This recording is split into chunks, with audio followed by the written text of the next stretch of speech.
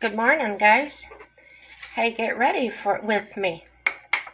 Oh dear, I got another blemish. Anyway, I'm getting ready to go to physical therapy.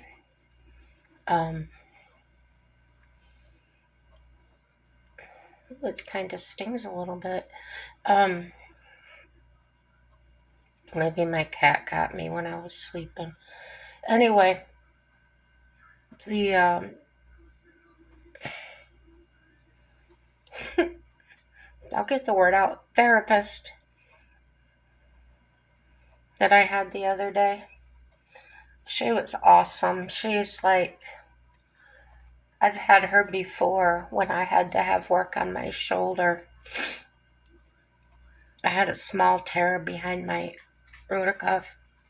So, anyway, I got that from catching myself in the shower. That was, I don't know, 2 years ago, I think. So, we were happy to see each other. And, she started playing some music over the speakers in the room. And, it was like old Cyndi Lauper and Dolly Parton, 9 to 5. This upbeat music, and she was singing with it out loud. And she's not a bad singer. So, just a second. My cat's tearing up a paper.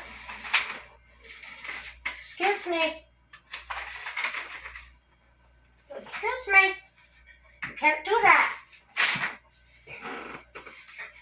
Come here and say hello to everybody. Look at the phone. Look at the phone. There you go. I know you're not looking at it, but at least they can see your face. Yeah, kisses.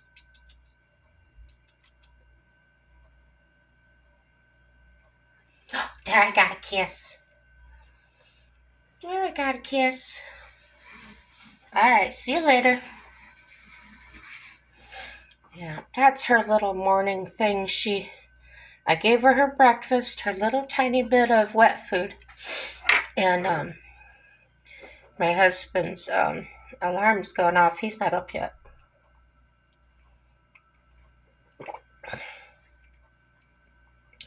Chocolate carnation instant breakfast. Let me show you what I really made.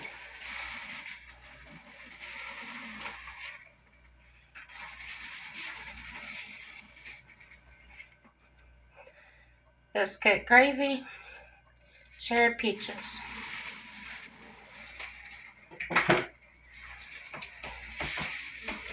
I tasted the cherry peaches. Tasted like raw fish. It made me gag. Biscuits and gravy were okay. But after like 3 bites, I didn't want any more. It was full. So if anybody knows anything about what I'm going through, because the doctors can't figure it out other than my kidneys, but I still should have an appetite. I looked it up on the internet, and it said that like when people are taking dialysis and stuff, that because of the taste of food they won't eat.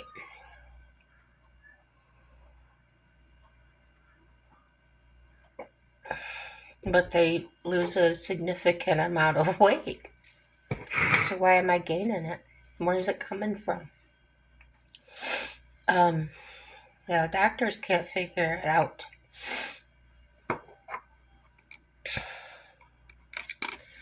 So the caregiver comes today, which is good. I haven't seen her for a few days.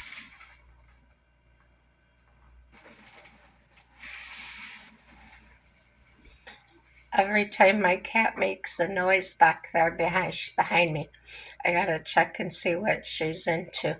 Oh, so that's what I was saying. I give her a little bit of that wet food,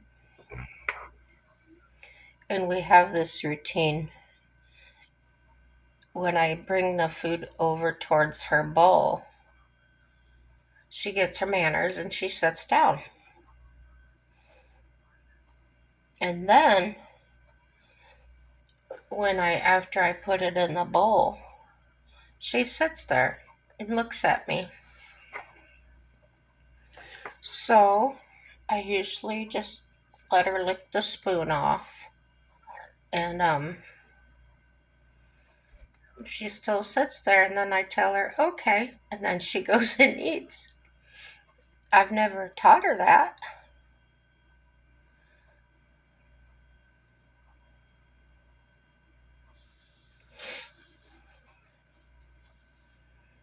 Yeah, I call that getting her manners on.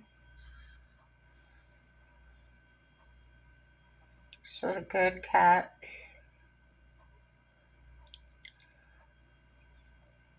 Once in a while, she gets in this mood where she'll bring me one of her little balls or something, her little fuzzy balls or toys, and then I'll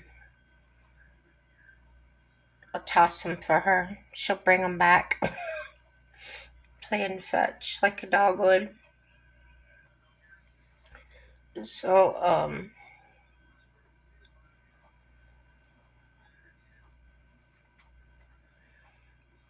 I guess she's just happy, you know.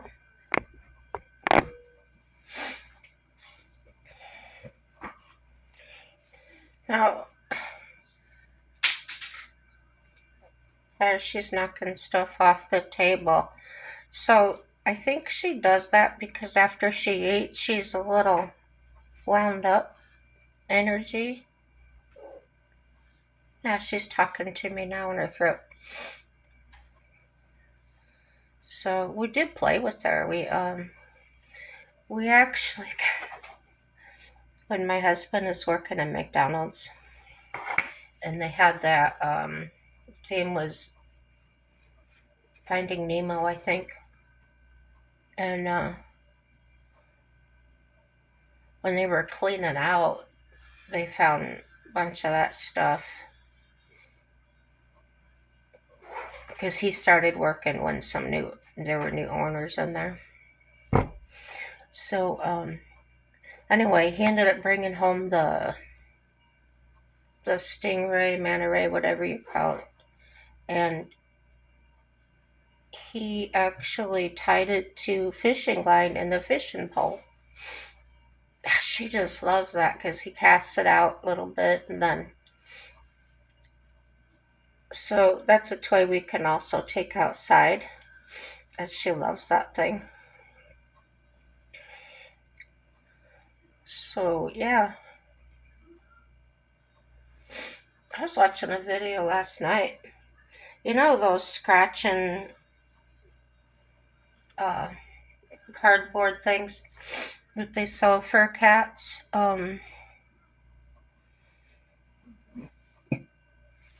He was actually cutting up cardboard and he made it fit inside the frame. But the original one came in. I thought that was kind of clever because those things are so expensive.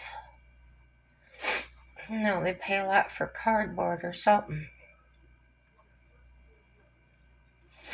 Yep. So how was your night? Let me know. Uh,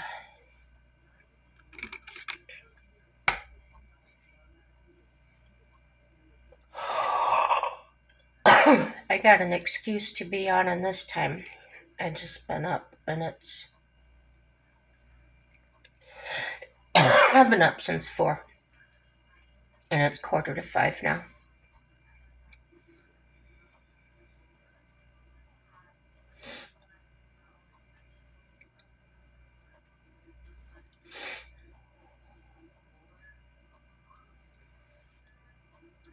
So the therapist I have today, she's got vacation coming up here. What is today? I don't know. Anyway, her Friday's her last day at work till for vacation, and she's going to Cabo, Mexico. Just say it that way. And so the other day when I had her, this isn't the one that's singing, no. But when I had this one, she put me on that.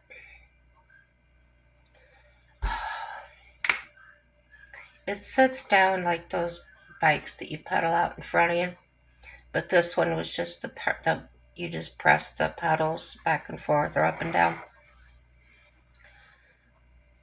So she had it to where there was no tension at all. Well, I didn't know any better. I just did it. And then she did the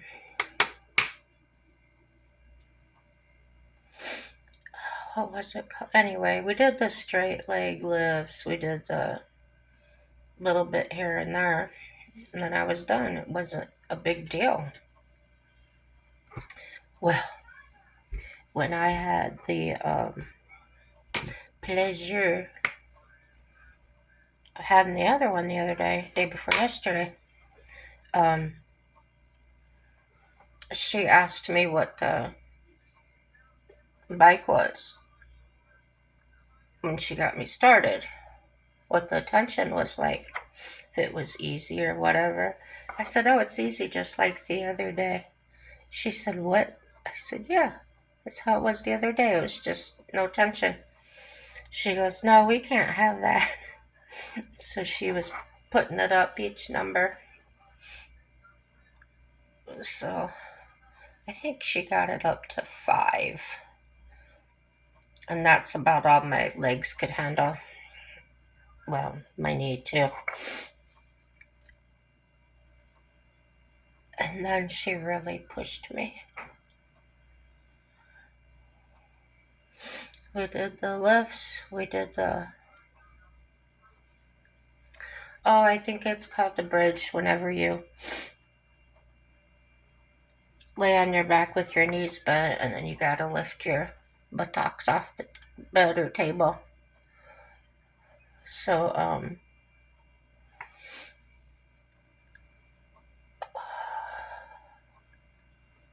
and she had me do some ab work because she thinks that might help me with my big belly.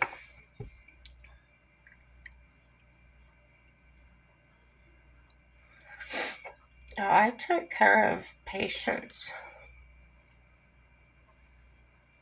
when I worked in the nursing home, and I've seen things, signs, body changes and stuff.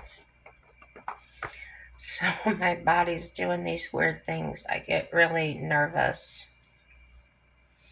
Understandable, I think. I don't think I'm being out of my mind crazy with it.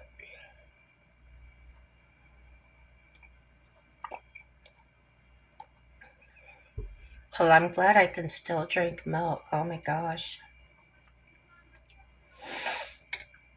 Getting some calcium. So, anyway,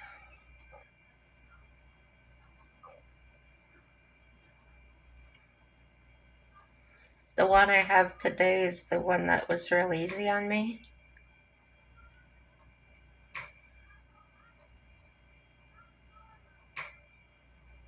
It must have been Monday. I think today's Wednesday. I don't.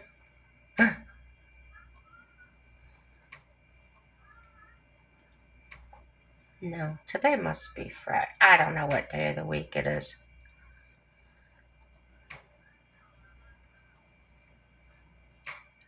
Lucky if I remember my name someday. I just don't think about that stuff, Trivial.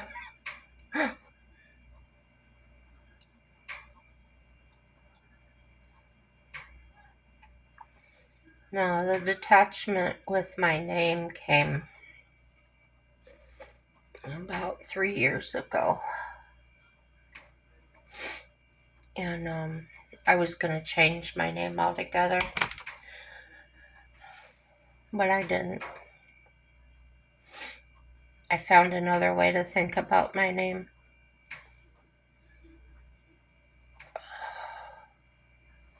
And the reason I went through that was because of the person that named me. Yeah,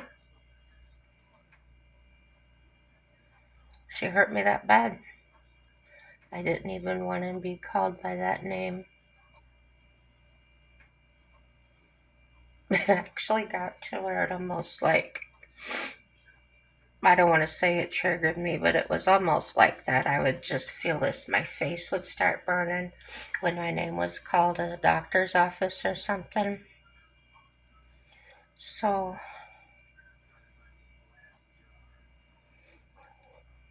they called me that when I asked them to.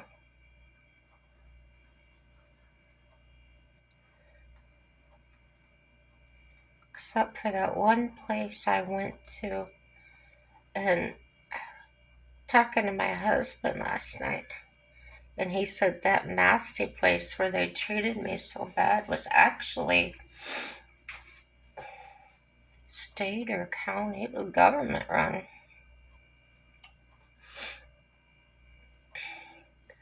So that explains it.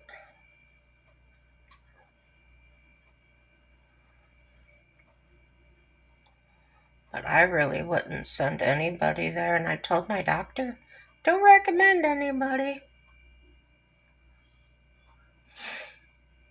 Oh gosh, the way I got in there in the first place, and what started all this figuring out why things were happening to me in my mind. Um, my my husband was at work, and I was sitting there at home in the apartment, and these thoughts started just invading my mind. Um, what people's lives would be better if I wasn't here? What if I had never been born? So it wasn't suicidal thoughts, it was, what if I wasn't here? So I found out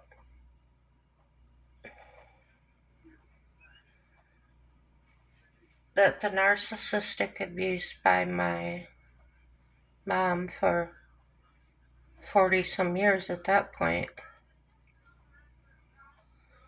and being gaslit, and then I married that firefighter, and he turned out to be narcissistic. But of course, I didn't know. I was just used to the behavior. So we determined, the psychiatrist determined that through all the things I've been through, even the physical abuse by family members and strangers, that I had PTSD really bad. And they determined that by my reactions to things. I think. I'm not sure how they figured that out. I didn't even know they listed schizophrenia on there until I was in. We got a mobile app for my everything medical, and I got curious, and I was looking under my diagnoses to see what all was listed because I forget things, and that's where I saw schizophrenia, and I freaked. I was like, "Oh my gosh!" I cried, and my husband said, Why didn't you just talk to him and find out what that's about? Or, maybe it was a mistake.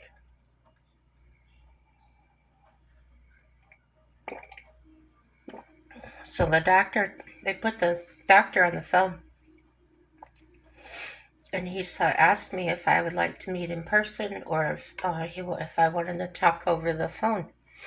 And I said, well, talk over the phone is fine. And so he explained it to me that it's a very mild form and that it has to do with my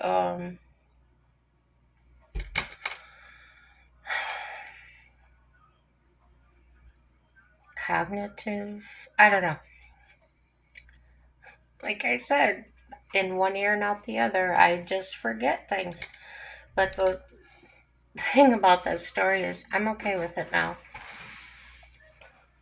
I accept it, I deal with it, I know exactly how to deal with it, I know exactly when it's happening,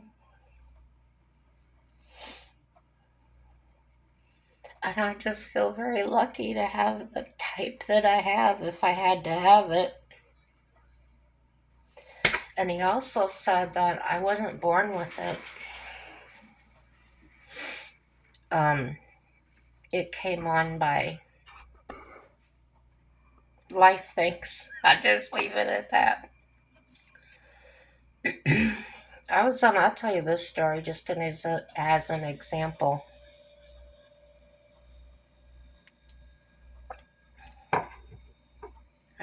I've told this story many times, so I don't know if I told you or not.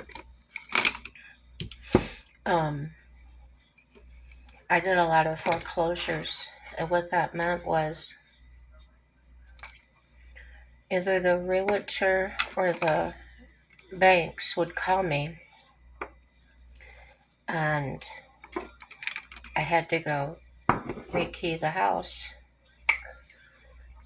and usually they were empty. Well, this particular house, the people had not moved out. So the realtor called me. He told me about the job, and then I said, okay, I'm on my way. Well, then he called me back right away, and he goes, don't go, don't go. He says, the people are still there, and they're not leaving. He said, give me some time. He goes, I'll get the sheriff out there, and I'll call you back when it's safe to go back. I said, okay. So I guess the sheriff went there, told him I had to go, that they had a court order and everything, which they had. They had already gone to court and everything, and they just decided they were staying there. Maybe they didn't have anywhere to go or something like that. So then, I don't know, it was about a week, maybe 2 weeks later, they called me and told me, go ahead, they're out of the house. And I says, is the sheriff meeting me there? No. So I called the sheriff myself, and I said, are those people out of the house? Oh yeah, they're gone. They weren't. So I get there, and I start getting my stuff out of my car, and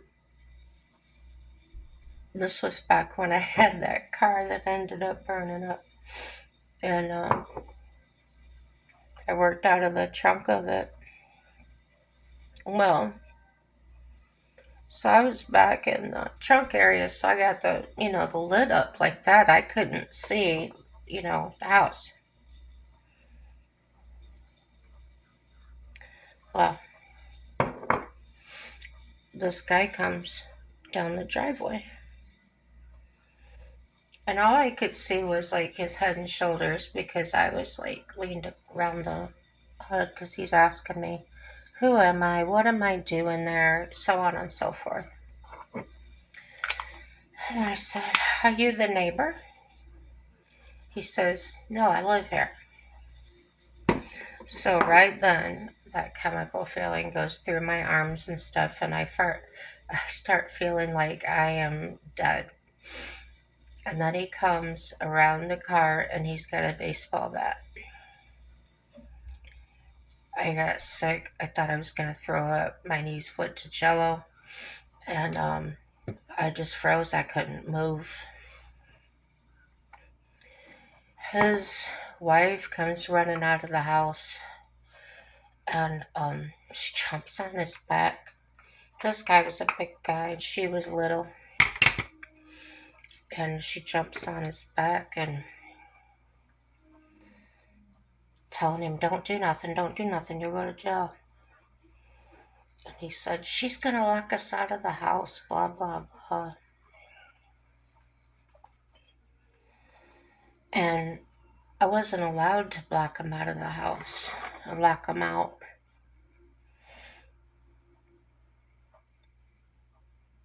It's one of the,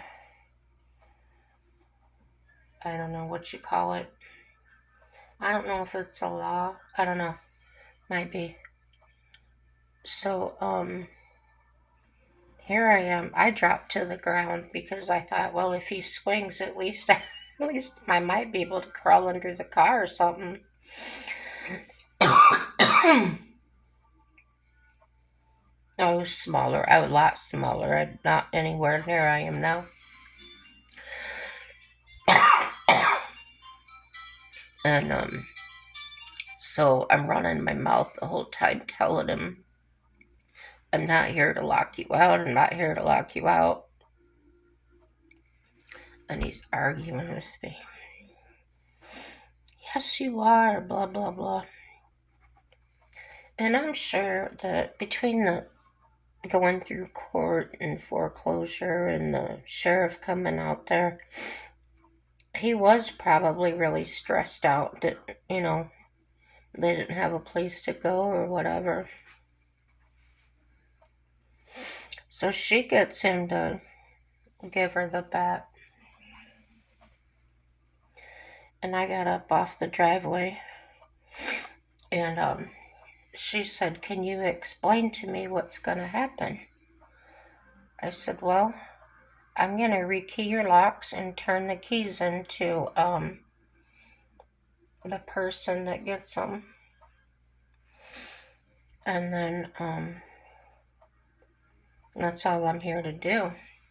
I don't have anything to do with your court or anything like that. I'm not here to kick you out either." So he starts getting it back into that I'm going to lock him out.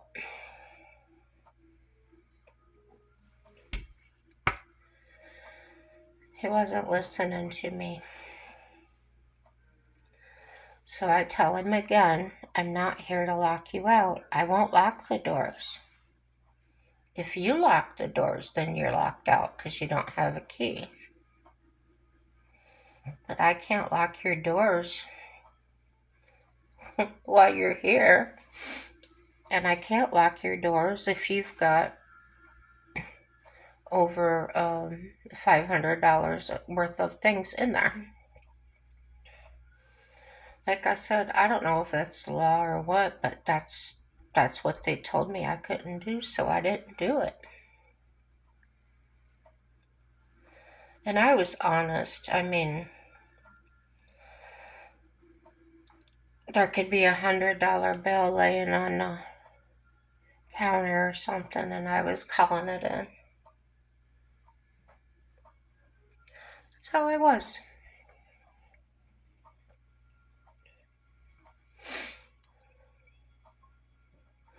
And I've always had that saying in my mind, "Hey, what goes around comes around." So if somebody else stole it, that's their doings. So yeah, if they had lots of furniture, appliances, and all that, we had to give them a chance to get it out. Now, when I did those where my mom's county was, man, you had officers, you had so many officers, like, felt like it was a SWAT team or something. And they would just go to the house, and we're talking like a real eviction, like they were getting the people out that day. So what they did was they bring those big moving semis, and they'd get the person out of the house, and the movers would come in. They'd pack everything up, tag it, load it in boxes, professional movers. And then they'd put it in storage, and they'd charge the person for storage.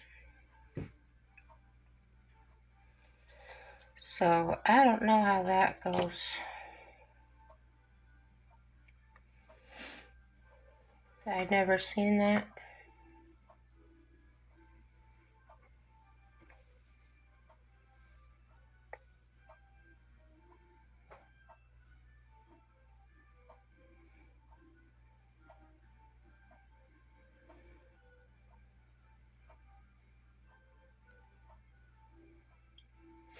So yeah, we went on another one with her, and the guy wouldn't answer the door or something, but we knew he was in there, so we called the police department, and they said, "Oh yeah, we've had trouble with him," and he was actually renting the place. He didn't own it, but he was evicted for non-payment of rent. Well, his door had like one of those glass windows that tipped out above it.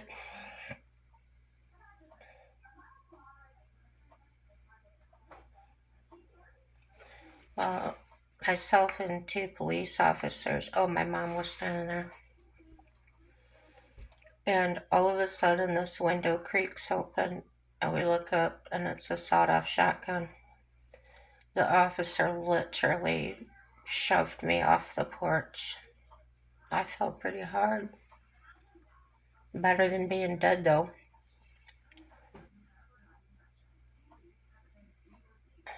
I put these eye drops in my eyes, and they're like a gel, and they keep coming off my eyelash like a goop.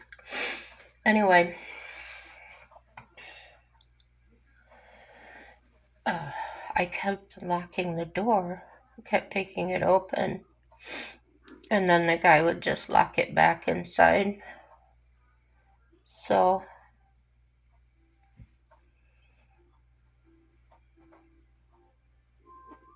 they were talking there like they were gonna get the battering ram and bust the door in. And so they didn't have to, though. He finally opened the door.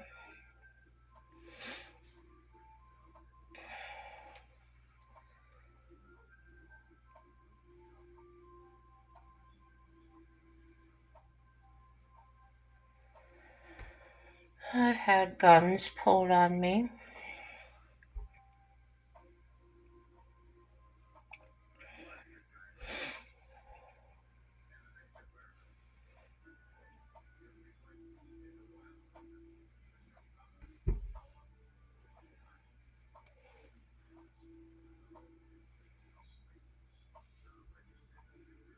There was a guy that was a locksmith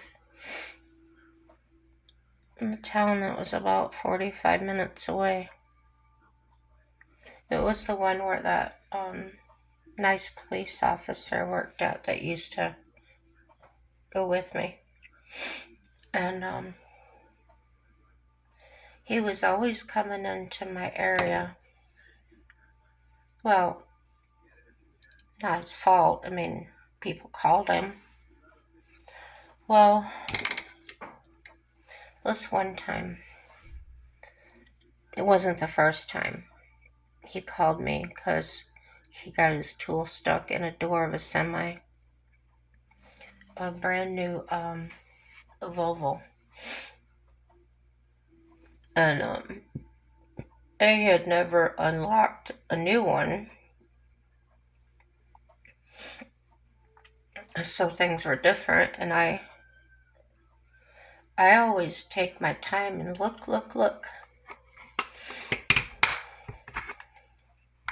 because I had insurance, but I didn't want to break anybody's window or door. And this man had put this tool in the door that was way too big. Now, semi doors are short, and he had this tool in there that probably it was like a foot and a half deep. So he says, "Can you get it out? Can you get it out?" I said, "Yeah." He goes, "What are you gonna do?" He's kind of a hyper little mouse of a guy, just drove me nuts. And I told him, "Well, just go over there and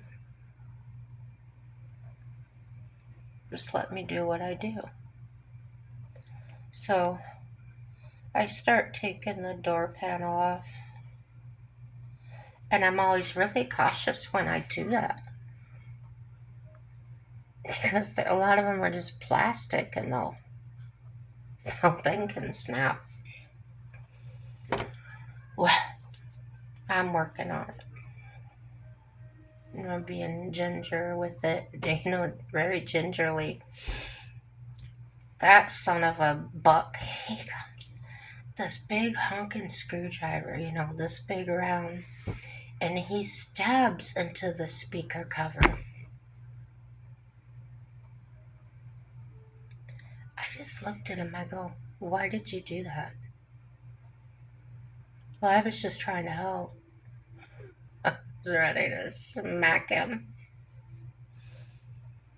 So he walks over to the woman, the truck driver that locked the keys in there, and tells her she was trying to take the door panel off and she broke your speaker cover.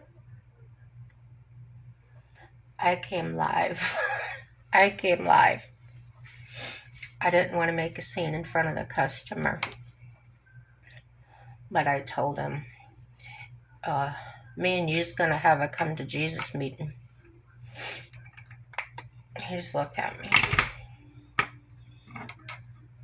I wasn't respected as a woman in the locksmith community. That's a man's job, I was told. But I was good enough to bail their butts out of problems. So anyway, he's got this tool in the door. So I finally got the door panel off. This thing is wrapped around the rods that the handles work to open the door. He's got it wrapped around the actuator that the locks work on. He's got it wrapped around all the wires. And I says, "What were you doing in here?" He goes, "Well, I was trying to get it out." So I just imagine he just kept yanking and yanking. He always did stupid things like that. I was always bailing him out. Well, he comes over there. Oh, I told him, I said, "You need to get over here and help me." I said, "You broke it, you gotta fix it." So, he comes over there and he's like, "Well, what do you want me to do?" I said, "I've got my hand in there because I'm squeezing the tool to make it small enough to go up and get around these things. And I said, I need you to do this very slowly. I said, my hand is in here. He gets up there and he starts yanking and yanking. It was cutting into my knuckle right here. And I'm yelling at him to stop, and he's not stopping. Yeah, that's how this guy treated me. So,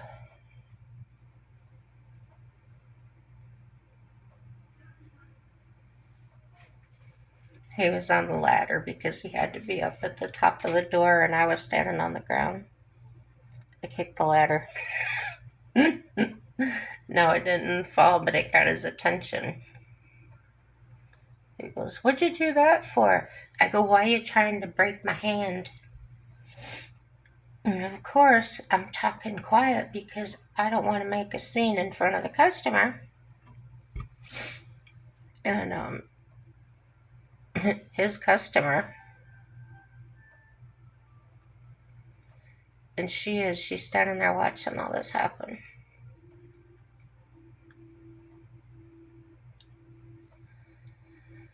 And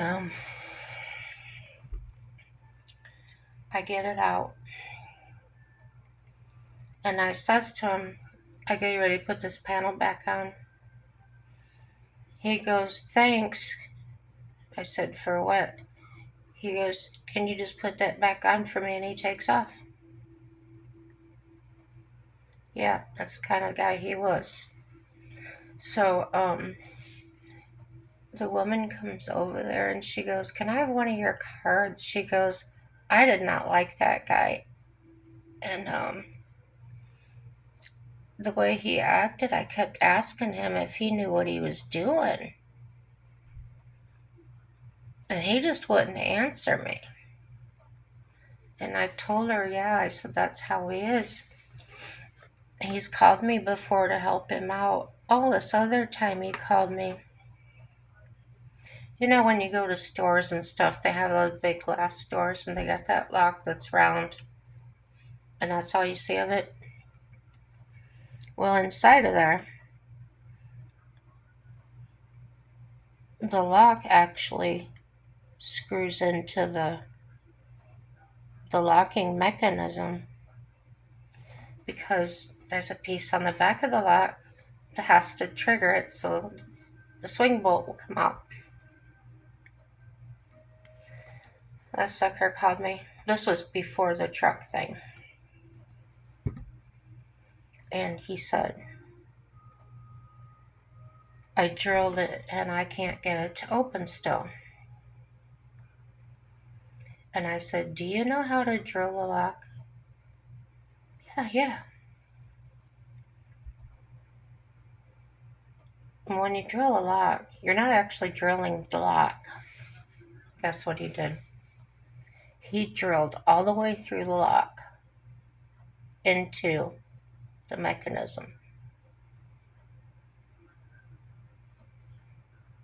Oh, the other thing I forgot to tell you is, with that truck, he didn't return the money. He just took off with it.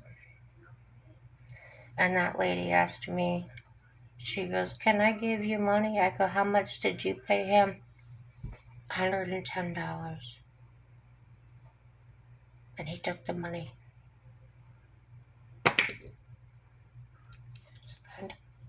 But he was. And didn't finish the job. And I found out that he was actually a janitor at a school or something. Yeah. So his off time, he was pretending to be a locksmith. And he just kept screwing up and screwing up. I don't know how he stayed in business. I don't know at all. Just a weirdo. So anyway, the lock he drilled out at this clothing store. Again, 45 miles away. 45 minutes away. And I told him, I said, you're going to pay me. I said, I'm tired of you doing this to me. You call me out there and I do the work and then you don't pay me nothing. You take off. He's like, yeah. He goes, I'm stuck. I don't know what to do. And I know, he's in a way. And you can't leave people like that. I go there and I take the thing apart forcefully. No damage to the door or anything, but that mechanism inside was shot because he drilled through it. And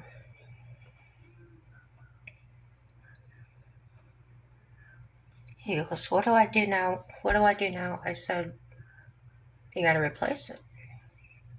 Well, it's not something you can go to the hardware store and get. You gotta have that stuff on your truck or whatever. I said, don't you have inventory? Don't you have any of that? Oh no, I never need that. Well, you do now. He goes, well, can I buy one from you?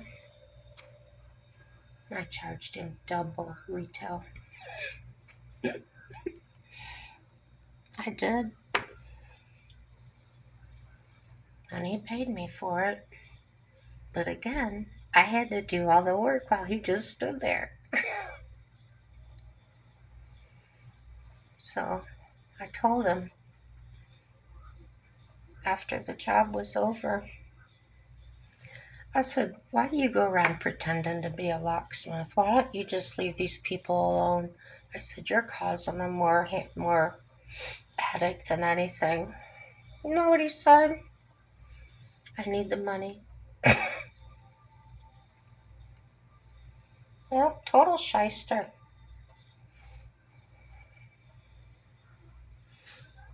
Anything beyond rekeying a simple lock, he couldn't do it. And he always called me, do you have this? Do you have that? I was like, dude, what are you doing with your money? If you're not putting money back into your business, you can have a business. Yep, that's how he was. But then I had I told you about my locksmith friend that was way far away, but we'd call each other when we got stuck, and we usually talk it over on the phone and get it figured out pretty quick.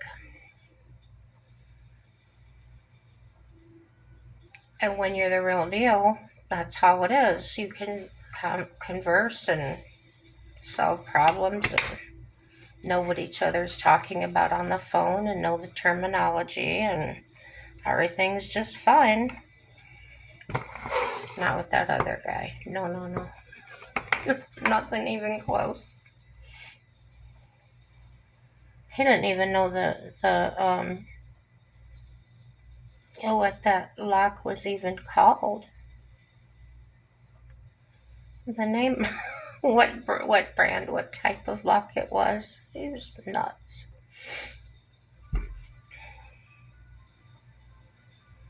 Obviously didn't know how to work on it. But why would somebody do that if you never seen it before? Why would you just dive in and drill the thing and... Idiot. I think his name was IDIOT.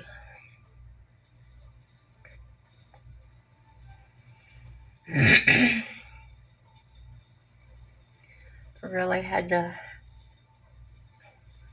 earn their respect. A lot of men, because maintenance, a lot of men go to the hospital, to the basement where they're all at, because you have to get keys from them to go work on locks so you can get the thing off. crap I used to get from them. No respect. I had to earn it. I had to work hard to earn it. And I don't know if it was a male ego thing. I don't know what it was. Maybe one of you guys can tell me. Because I definitely wasn't there for their job. Yeah, they'd take and hide my tools from me, and they weren't joking. They didn't laugh about it and stuff. They just kind of did what they want to do.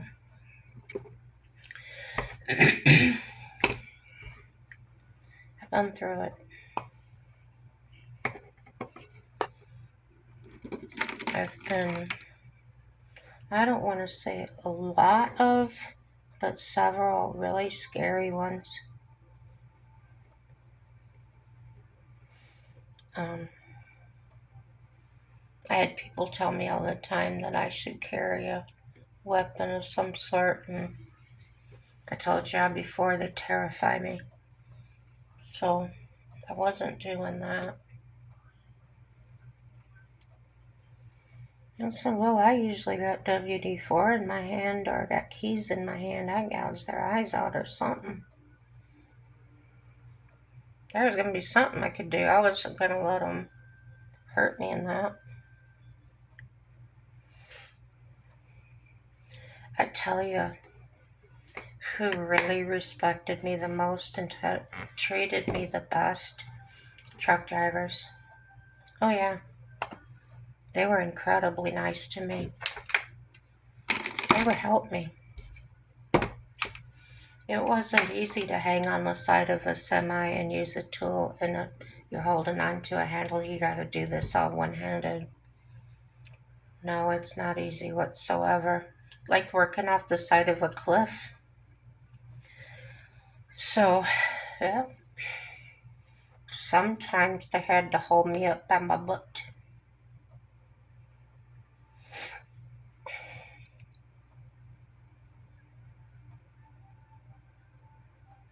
Then they would be, oh, I'm sorry. I said, dude, we gotta do what we gotta do.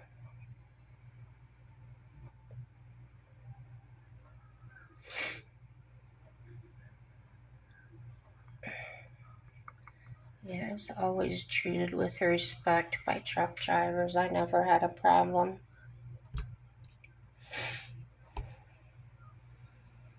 They'd go right in and get their com checks and that and pay me right on the spot. Didn't get any crap from them.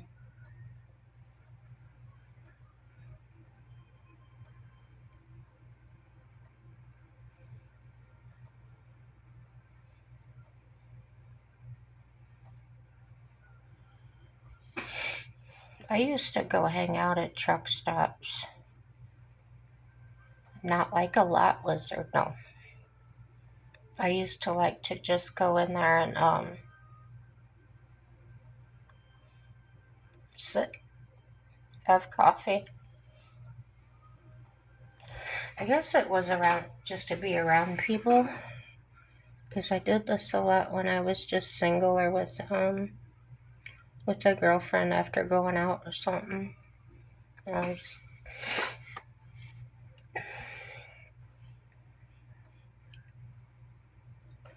So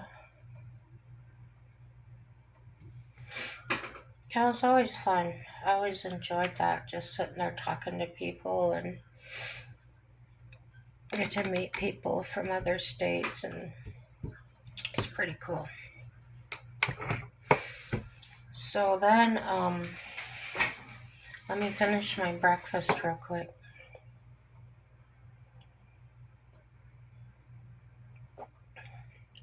I like how this carnation breakfast is. The longer you let it set, the thicker it gets, and it's like a milkshake.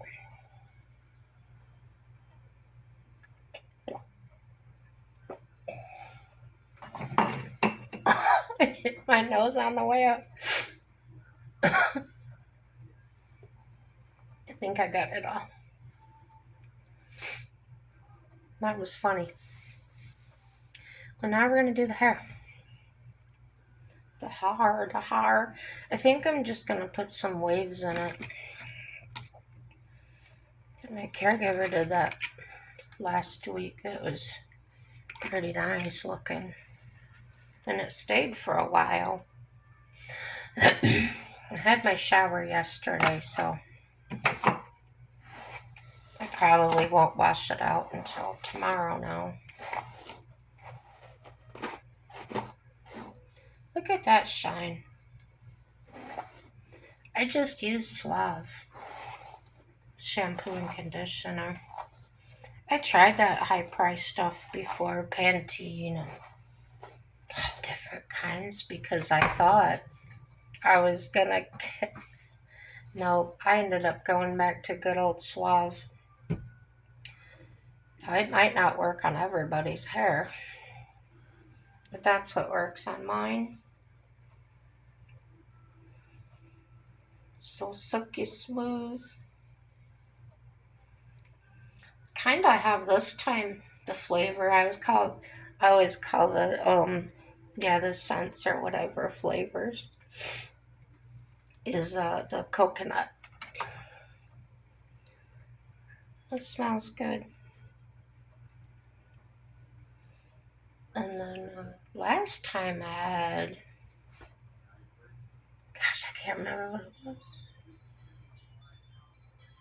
I want to say cherry, but I think that was the body wash that I had. I'm forgetting to put my chunk on.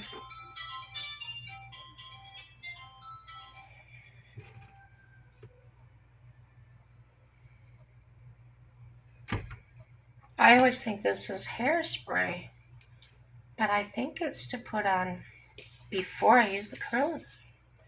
It's called Flexible Style Hot Off the Press Thermal Protection Hairspray. So it's hairspray, but I don't know how to use it. If y'all help me.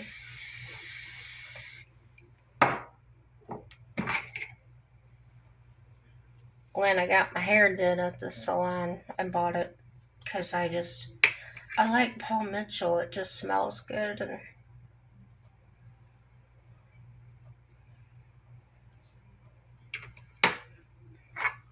their shampoos and stuff don't work too good on me, or I should say too well.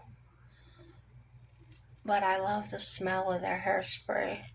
I think it's the Black Label. I don't remember what it was. The first one I ever used, and I just love that smell.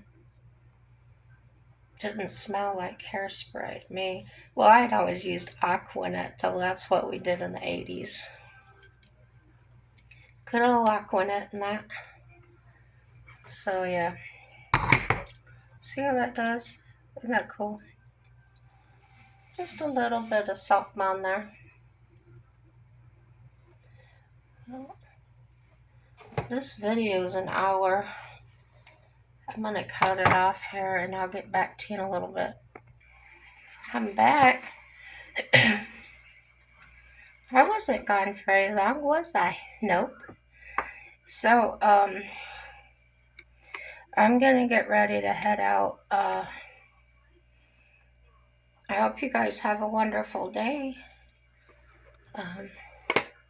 This is an extra long video. If you like it, I'm glad you did. If you hate it, I guess. Anyway, let me know you were here. Yeah. Share it. You know. Everything is good, and have a happy day.